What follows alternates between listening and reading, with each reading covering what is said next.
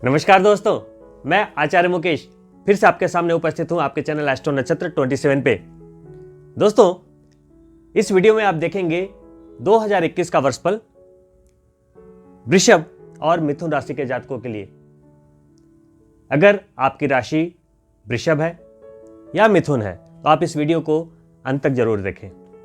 मैं बस आपको यह बताने वाला हूं कि कोई भी प्लेनेट 2021 में अगर आपके लिए कोई प्लेनेट राजयोग लेकर आया है तो उसका बहुत अच्छे से पूरा फायदा किस तरीके से उठा पाएंगे, और वहीं पे अगर कुछ ऐसे प्लेनेट हैं जो आपकी राह में रोड़ा अटकाने का काम कर रहे हैं, कुछ भी रुकावट जनरेट करने की कोशिश कर रहे हैं, तो उस रुकावट को आप कैसे दूर कर पाएंगे या आप अपने आप को कैसे उस रुकावट के आने पर भी आप अपने आप को कैसे सेव कर लेंगे, छूते रह जाएंगे।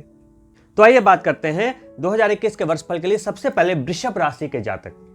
देखिए, वृषभ राशि शुक्र देव की राशि है। तो शुक्र देव की राशि भौतिकवादी, यानी कि जिसके अंदर शुक्र का ऑरा होगा वो क्या होगा, जितने भी फिजिकल एसेट हैं, जितने भी भौतिकवादी चीजें हैं, घर, गाड़ी, बंगला, एसी, मतलब जितने भी सुख साधन की चीजें हैं, जितनी भी ब्यूटी की चीजें हैं, सेल्फ ग्रूमिंग की चीजें हैं, लग्जरी, तो उन चीजों में उस व्यक्ति का आकर्षण सबसे ज्यादा होता है। शुक्र का आधिपत्य इस राशि पे होने के कारण मेंटल एबिलिटी जो होती है उनकी, उसमें रचनात्मक और कलात्मक ये प्रवृत्ति आ जाती है। देखिए, वृषभ राशि जो है, वृषभ राशि के जातक जो होते हैं, शुक्र का आधिपत्य होने के कारण देखने में भले ही बहुत अच्छे लगे लेकिन थोड़े जिद्दी स्वभाव के होते हैं, स्वाभिमानी होते हैं, दृढ़ निश्चयी होते हैं, काम को धीरे धीरे ही सही काम को अंजाम जरूर देते हैं। इसी कारण इन्हें कुछ लोग आलसी समझ लेते हैं। शुक्र का आधिपत्य होने के कारण थोड़े से कामुक, आकर्षक तो होते ही हैं, कामुक भी होते हैं। स्थिरता इन्हें पसंद होती है, कहीं भी टिक के रहना, काम करना, जल्दी जल्दी परिवर्तन ये नहीं चाहते हैं। लेकिन 2021 का जो मैं वर्षफल आपके लिए लेकर आया हूं, देखिए इसका नाम ही मैंने रखा है वृषभ राशि के जातकों के लिए परिवर्तन का साल। ये जो साल है आपके लिए परिवर्तन का साल है, सुखद परिवर्तन है लेकिन आपके लिए परिवर्तन का साल है। इस वर्ष राहु आपकी राशि पर ही गोचर करेंगे पूरे वर्ष, केतु वहीं सप्तम में विराजमान रहेंगे पूरे के पूरे वर्ष। शनि आपके नवम यानी भाग्य भाव में सस राजयोग बनाते हुए पूरे वर्ष वहीं के वहीं पे जमे रहेंगे। बृहस्पति शनि के साथ आपके नवम भाव में नीच भंग राजयोग बनाते हुए अप्रैल तक रहेंगे। फिर अप्रैल 6 से लेकर सितंबर मिड तक वो शनि की ही राशि कुंभ में जाएंगे, यानी कि आपके दशम भाव में गोचर करेंगे, यानी आपके कर्म के भाव में गोचर करेंगे, वहीं परिवर्तन होगा। और फिर मिड सितंबर वापस आकर नवम भाव में यानी भाग्य के घर में ही राजयोग जारी रखेंगे, नीच भंग। तो दो राजयोग आपके भाग्य के भाव में बन रहा है, तो इसका क्या मतलब है, डबल एनर्जी, डबल फायदा। और किसे फायदा है, सबसे ज्यादा आपको भाग्य को फायदा है। यानी कि परिश्रम तो आप करते ही हैं, लेकिन भाग्य अगर साथ दे दे तो परिश्रम में 4 चांद लग जाते हैं। आपकी राशि में बैठा हुआ राहु आपके मन को भटकाने का काम करेगा। आपको इस भटकाव से बच के रहना है, अपने डिसीजंस को जल्दबाजी में नहीं लेना है, बहुत ही सोच समझ कर लेना है, तो आपका कोई भी कुछ नहीं बिगाड़ पाएगा और न ही आपका बुरा होगा। क्योंकि राहु क्या है, एक छाया ग्रह है, और राहु सबसे ज्यादा मन को भटकाने का कार्य करता है। ये नहीं कि पैसा आया फटाफट खर्च कर दिया किसी भौतिक सुख के लिए, क्योंकि आप तो हैं ही भौतिकवादी, है ना। पैसा आया चलो गाड़ी खरीद लो, पैसा आया चलो घर खरीद लो। तो कोई भी निवेश 2021 में मेरा यही मैसेज है कि बहुत ही सोच समझ कर करें, क्योंकि राहु है तो वो क्या करेगा, आपको प्रोवोक करेगा कि आप पैसे को खर्च कर दें या जल्दबाजी में कोई डिसीजन ले लें, और वहीं पे आपसे चूक होने की संभावना है और कहीं नहीं। साथ में भाग्य भाव में शनि और बृहस्पति का होना, इसके बारे में तो शास्त्रों में कई बातें लिखी है, लेकिन मैं आपको एक बात बता दूं कि शनि और बृहस्पति का एक साथ होना कई कार्य को सिद्ध कर देता है, और आपके तो भाग्य के भाव में बन रहा है, मजेदार है। और वहां पे सिर्फ उनकी युति ही नहीं बन रही है, 2 राजयोग को लेकर पूरे के पूरे साल बने हुए हैं करीब करीब। देखिए, सबसे पहले लगन में बैठा हुआ राहु आपके लिए विदेश यात्रा का योग लेकर आया है। बहुत सारे जातक विदेश जाने को इच्छुक होते हैं, कई लोग घूमने फिरने, कुछ लोग पढ़ाई के लिए, कुछ लोग करियर के लिए।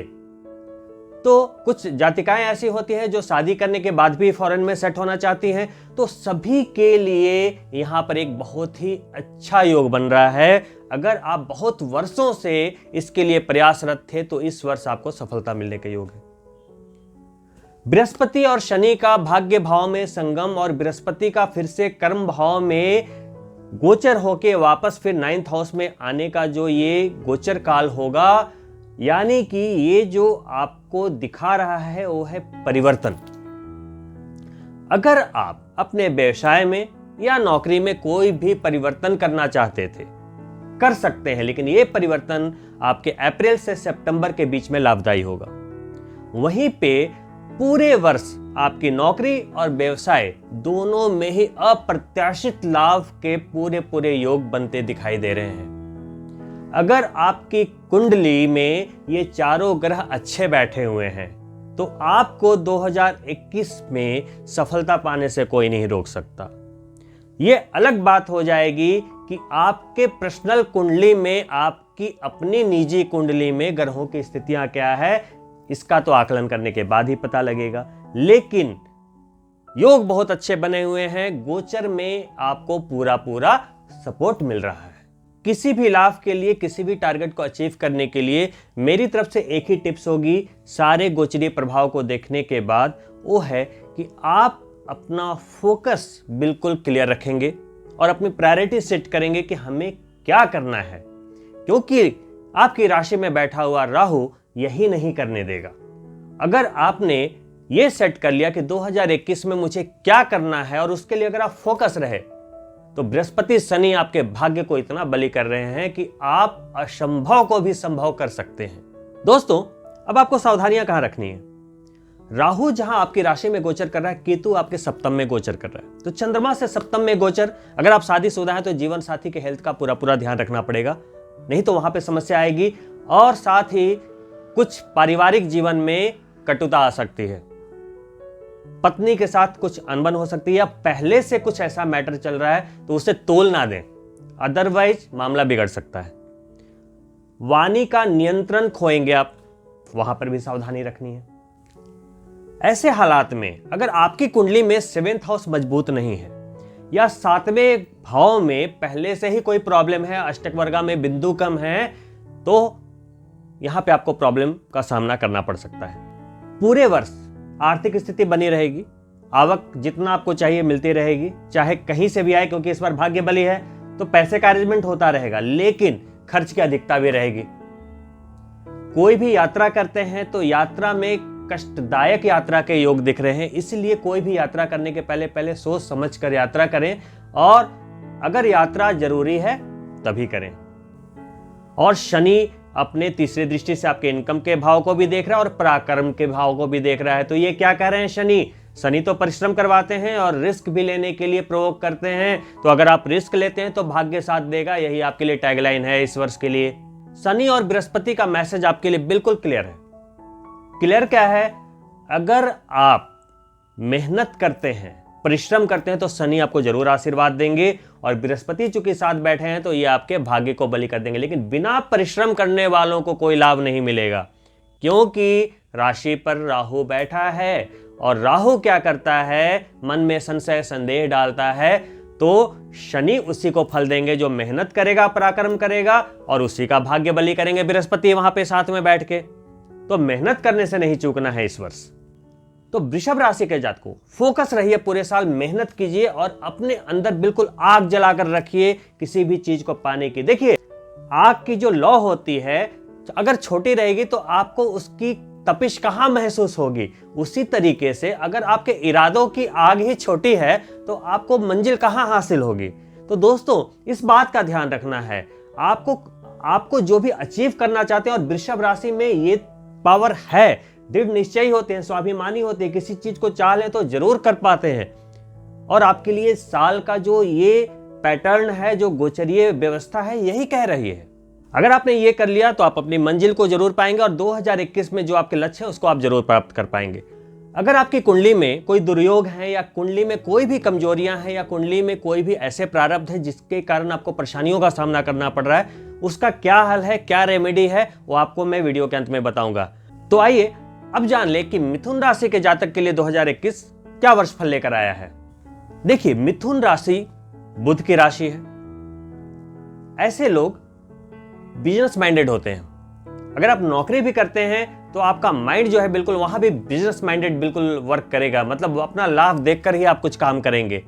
मैं ये नहीं कह रहा हूं कि आप लालची हैं, मैं ये कह रहा हूं कि आप हर जगह स्ट्रैटेजी बनाकर काम करते हैं, लेकिन स्ट्रैटेजी ऐसे होनी चाहिए जिससे आपको लाभ हो। कभी कभी आप ज्यादा स्ट्रैटेजी बनाने के कारण नुकसान भी कर बैठते हैं। तो देखिए, ज्यादा स्ट्रैटेजी अगर बनाएंगे तो फिर वो नेता वाली बात हो जाती है ना। तो अपनी ही बातों में अगर आप ना उलझ जाएं, इसलिए बिल्कुल अपने जो विचारों को इस पर क्लीन रखिएगा। कारण क्या है, राहु 12वें में बैठे हैं, केतु 6ठे में बैठे हैं और बृहस्पति शनि, जो राजयोग की बात मैंने स्टार्टिंग में करी, मिथुन राशि के लिए वो राजयोग अष्टम में बन रहा है। तो 6, 8, 12 में कोई भी राजयोग बहुत ही ज्यादा शानदार फल देने वाले तो नहीं माने गए हैं, लेकिन फिर भी राजयोग तो राजयोग होता है। तो पहले ये समझें कि 8वां भाव जहां ये राजयोग बना रहे हैं शनि और बृहस्पति, शश राजयोग और नीच भंग राजयोग, 8वां भाव होता क्या है? तो मैंने हर बार आपको ये समझाया है, 8वां भाव होता है हाउस ऑफ सडन, अचानक होने वाली घटनाओं को इंगित करता है। अब शनि और बृहस्पति वहां पे राजयोग बना रहे हैं तो कोई नकारात्मक घटनाएं तो नहीं घटने देंगे, अचानक लाभ भी हो सकता है। लेकिन अगर आपकी कुंडली में बृहस्पति शनि खराब हुए तो मैं इसके बारे में कोई भी टिप्पणी नहीं करना चाहूंगा, क्योंकि मैं कुंडली देखने के बाद ही कुछ बता पाऊंगा कि आपको नुकसान होगा या लाभ होगा और कितने प्रतिशत में होगा। मिथुन राशि के जातकों के लिए जो टैगलाइन है इस वर्ष का मेरी तरफ से वो है, मेहनत के बाद सफलता। परिश्रम बहुत करवाएंगे इस बार शनिदेव। जो उनकी राशि है 10 नंबर यानी मकर, वो है अष्टम में, तो 11 यानी कुंभ कहां गई? आपके 9th हाउस में, यानी भाग्य और अष्टम को दोनों का आधिपत्य शनि के पास है। अब वो अपनी तीसरी दृष्टि से आपके कर्म के भाव को उन्होंने देख लिया, तो जहां शनि दशम में आ गए या उन्होंने दशम को दृष्टि दे दी, वहां पर सीधा मेहनत तो अपने आप आ जाएगा, यानी कि परिश्रम। अगर आप ये सोचेंगे कि बिना परिश्रम के आपका काम बन जाएगा, कोई आपका पार्टनर आकर काम करके दे देगा, कोई आपका भाई काम करके दे देगा, कोई आपका बंधु काम करके दे देगा, ऐसा नहीं होगा। आपको खुद ही काम करना पड़ेगा, तभी फल मिलेगा। शनि का ये नेचर है। वहीं पे शनि 7वीं दृष्टि से आपके धन के भाव को भी देख रहे हैं, तो जो आपकी आवक है, जो आपकी इनकम है, अष्टम भाव के दृष्टि के कारण वो थोड़ी सी स्लो डाउन रहेगी। काम बनते रहेंगे, काम नहीं रुकेंगे, लेकिन जो शुरू के जनवरी से जून तक का जो महीना आपका रहेगा वो थोड़ा मध्यम रहने वाला है। साल के मध्य के बाद परिणाम बेहतर होंगे, इसमें भी कोई संदेह नहीं है, लेकिन मेहनत के बाद। स्वास्थ्य और 12th house Rahu Ketu axis पे आने के कारण कोई स्वास्थ्य से संबंधित बड़ी समस्या नहीं दिख रही है।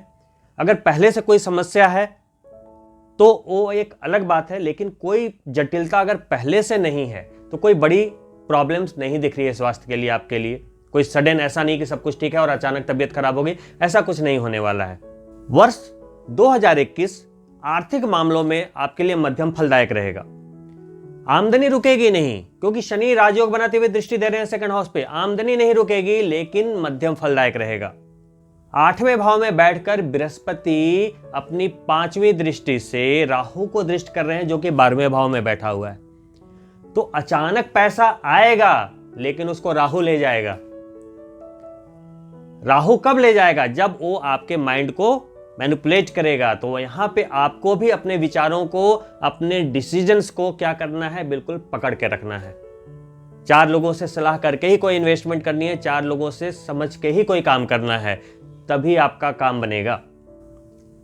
मिथुन राशि के जातक के अगर कोई पहले से प्रेम संबंध चल रहे थे तो उसमें सफलता मिलेगी। प्रेम संबंध के मामलों में पूरा वर्ष आपके हित में बना हुआ है। शादी के लिए अगर प्रोसीड करना चाह रहे थे, बिल्कुल होगी शादी। संतान के लिए कोई इच्छुक थे, बिल्कुल होगी संतान। शनि और बृहस्पति एक साथ बैठे हैं, इसका बहुत बड़ा फायदा इन जगहों पे मिलने वाला है। तो मिथुन राशि के जातकों के लिए ये जो 2021 का वर्षफल है, उसमें एक ही मैसेज छिपा है कि ऐसा नहीं है कि आपका ये वर्ष खराब है, आपका ये वर्ष एवरेज है। अगर आपने मेहनत की तो एवरेज से आपको ऊपर की सफलता मिल सकती है। लेकिन यहां पर सिर्फ एक मैं यहां पे टर्म एंड कंडीशन लगा रहा हूं कि मेहनत के बाद इजली कुछ नहीं मिलेगा। मेरा कहने का यह मतलब है, इसे नकारात्मक ना लें आप। अगर इंसान चाह ले तो क्या नहीं कर सकता है, क्या नहीं कर सकता है। तो इसमें कोई घबराने की बात नहीं है। ये अब मैं आपको गाइडलाइन दे रहा हूं। मैं ये नहीं चाहता कि आप पूरे वर्ष, किसी ने वीडियो में बता दिया कि ये मिल जाएगा, वो मिल जाएगा, ये मिल जाएगा, वो मिल जाएगा, और आप पूरे वर्ष हाथ पर हाथ रख के बैठे रहें। मैं ये नहीं चाहता कि साल के अंत में आप ये बोलें कि इस वीडियो में तो ये बोला था, कुछ हुआ नहीं। तो मैं ये नहीं चाहता, इसलिए मैं आपको साल के स्टार्टिंग में ही बता रहा हूं कि गोचरीय व्यवस्था आपके लिए ये कह रही है। नहीं तो आप इसे आजमा कर देख लीजिए 2-3 महीने, अगर मेरी बात आपको सच ना लगे तो। अब मैं दोनों ही राशि, मिथुन राशि और वृषभ राशि के जातकों के लिए कुछ रेमेडीज की बात करूंगा कि ये तो है कि कुछ चीजें आसानी से मिल रही है, राजयोग के कारण कुछ चीजें आपको आसानी से मिल रही है और कहीं पे मेहनत और परिश्रम की बात आ रही है, तो इसे और स्मूथ कैसे करें। अब 2021 में रेमेडीज की जब बात की जाए तो सबसे पहले जो ध्यान देना चाहिए, जो 2 बड़े ग्रह राजयोग बना रहे हैं, शनि और बृहस्पति, तो सबसे पहले आपको यह कुंडली में देखना है कि शनि और बृहस्पति आपके कुंडली में कैसे हैं। पहले तो यह चेक कीजिए कि शुभ है या अशुभ। उसके बाद अगर शुभ हुए तो क्या नीच है या उच्च है, फल देने के काबिल भी है कि नहीं, राजयोग देने के काबिल भी है कि नहीं। उसके बाद यह चेक कीजिए कि कहीं बृहस्पति और शनि के साथ कोई दुर्योग तो नहीं बन रहे, कहीं बृहस्पति के साथ राहु तो नहीं बैठा, कहीं शनि के साथ राहु तो नहीं बैठा। आप ये चेक कीजिए कि कोई दुर्योग तो कुंडली में नहीं बन रहा, कोई पितृदोष तो नहीं बन रहा।